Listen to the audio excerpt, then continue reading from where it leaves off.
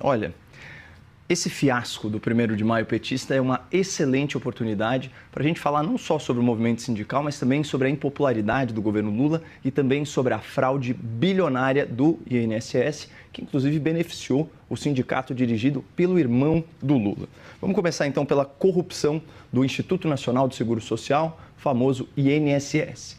Ao contrário da narrativa repetida a exaustão pelas gargantas de aluguel na imprensa, não foi o governo quem tomou a iniciativa de investigar essa fraude bilionária.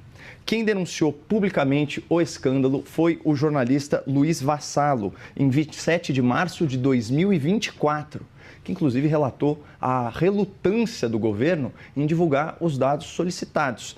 Segundo ele, o aumento injustificável do faturamento dessas associações, desses sindicatos, foi constatado pela Lei de Acesso à Informação, dados que o INSS, de início, se recusou a fornecer. Foram meses de recusa e de recursos.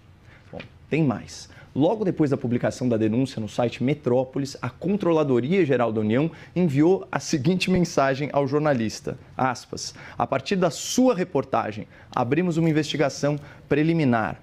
Mas, pessoal, isso foi no começo de abril do ano passado.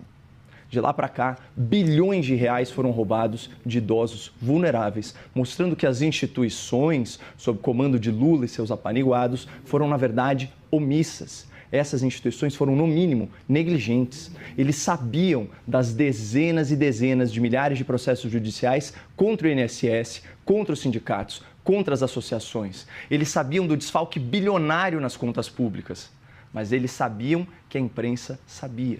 E que, portanto, era impossível abafar o escândalo e não fazer nada. Por isso, ao invés de não fazerem nada, o governo Lula e seus indicados decidiram fazer muito pouco. E só agora, 1 ano e alguns bilhões de reais depois, tomaram a providência mais óbvia, que é afastar algum dos potenciais envolvidos. Mas, enfim, o ponto aqui é o seguinte, todo o mérito pela apuração, pela denúncia dessa fraude bilionária, pertence exclusivamente à imprensa.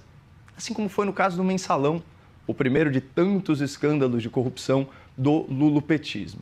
Agora, imaginem que decadente seria a participação presencial do Lula nesse 1º de maio.